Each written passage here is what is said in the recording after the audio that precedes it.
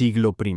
Jesús de Nazaret representa la figura central del cristianismo, cuyas enseñanzas formaron la base de la religión más grande del mundo. Su mensaje de amor, perdón y redención espiritual transformó profundamente la civilización occidental e influyó en miles de millones de personas a lo largo de los siglos. Paralelamente, Augusto, también conocido como Octaviano, se convirtió en el primer emperador romano, poniendo fin a un siglo de devastadoras guerras civiles. Su ascenso al poder inauguró la Pax Romana, un extenso periodo de relativa paz y estabilidad que permitió el florecimiento del comercio, la cultura y las artes en todo el Mediterráneo. Bajo su gobierno, Roma se consolidó como una potencia dominante, estableciendo estructuras administrativas y militares que perduraron durante siglos. La combinación de la influencia espiritual de Jesús y el poder político de Augusto moldeó los cimientos del mundo occidental, estableciendo paradigmas religiosos y políticos que siguen siendo relevantes hasta el día de hoy. Siglo II. Cai Lun, un oficial de la corte china, es tradicionalmente considerado el inventor del papel y del proceso moderno de fabricación de papel. Esta innovación revolucionó por completo la forma en que la información se registraba y transmitía, haciendo el conocimiento más accesible y duradero. Antes de su invención, los materiales de escritura eran escasos, caros y poco prácticos, lo que limitaba severamente la difusión del conocimiento. El papel de Cai Lun se producía a partir de fibras vegetales, corteza de árboles y trapos, lo que resultaba en un material ligero, duradero y relativamente barato. Esta tecnología se extendió gradualmente por Asia, llegando al mundo islámico y, posteriormente, a Europa, donde se convirtió en fundamental para el desarrollo de la imprenta y la educación de masas. La invención del papel posibilitó la preservación de textos religiosos, filosóficos y científicos, facilitó la administración de imperios complejos y permitió el florecimiento de tradiciones literarias en diversas culturas. El impacto de Cai Lun en la civilización humana es inconmensurable. Siglo III. Diocleciano ascendió al trono imperial romano durante uno de los periodos más turbulentos de la historia del imperio, conocido como la crisis del siglo III. Décadas de inestabilidad política, invasiones bárbaras, plagas y colapso económico habían llevado a Roma al borde del desmoronamiento. Diocleciano implementó reformas políticas y administrativas de gran alcance que estabilizaron el imperio y prolongaron su existencia durante 2 siglos más. Dividió el imperio en 2 mitades, oriental y occidental, estableciendo el sistema de la tetrarquía, en el que 4 gobernantes compartían el poder. Esta división administrativa permitió una respuesta más eficaz a las amenazas en las fronteras y mejoró la gobernanza de las vastas provincias romanas. Además, Diocleciano reformó el sistema tributario, reorganizó el ejército y fortaleció la burocracia imperial. Aunque su reinado también es recordado por la intensa persecución de los cristianos, sus reformas estructurales fueron fundamentales para la supervivencia del Imperio Romano en un momento crítico de su historia. Siglo IV. Constantino el Grande fue el primer emperador romano en convertirse al cristianismo, alterando fundamentalmente el curso de la religión y de la historia occidental. En el 313 d.C.,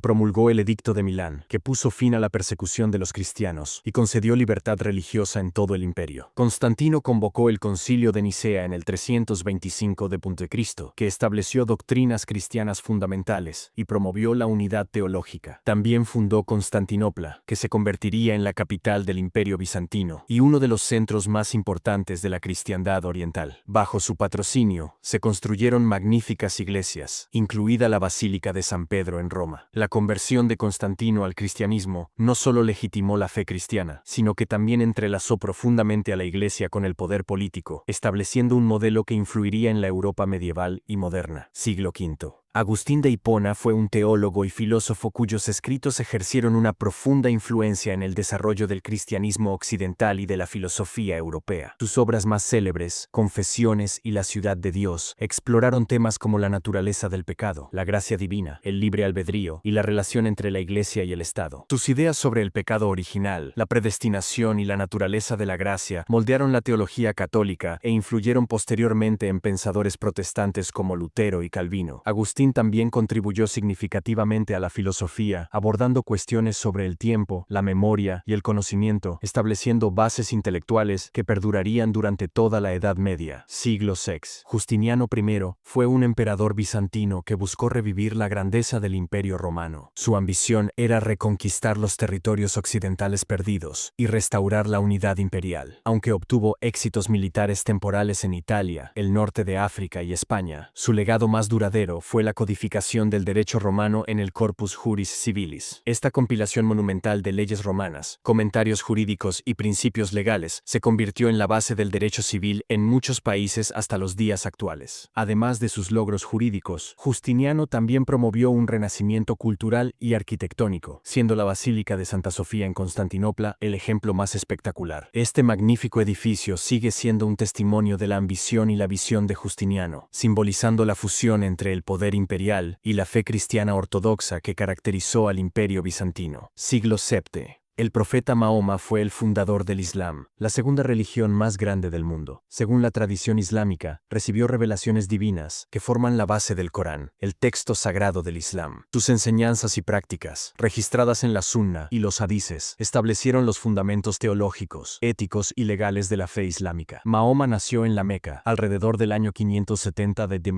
Cristo, y comenzó a recibir revelaciones a los 40 años. Su mensaje de monoteísmo estricto, justicia social y su misión a la voluntad de Dios encontró resistencia inicial en la Meca, lo que le llevó a emigrar a Medina en el 622 de Cristo, evento conocido como la Égira, que marca el inicio del calendario islámico. En Medina, Mahoma estableció una comunidad musulmana y consolidó el Islam como una fuerza política y religiosa. Bajo su liderazgo, Arabia fue unificada bajo la bandera del Islam. Siglo VIII. Carlomagno, rey de los francos, unificó gran parte de Europa occidental y central, creando un imperio sin precedentes desde la caída de Roma. En el 800 d.C., fue coronado emperador de los romanos por el Papa León III, marcando simbólicamente el inicio del Sacro Imperio Romano y estableciendo una conexión duradera entre el poder temporal y la autoridad religiosa en Europa. Su reinado promovió el Renacimiento carolingio, un periodo de renovación cultural e intelectual que preservó textos clásicos latinos, reformó la educación y estandarizó la escritura a través de la minúscula carolingia. Carlomagno estableció escuelas en monasterios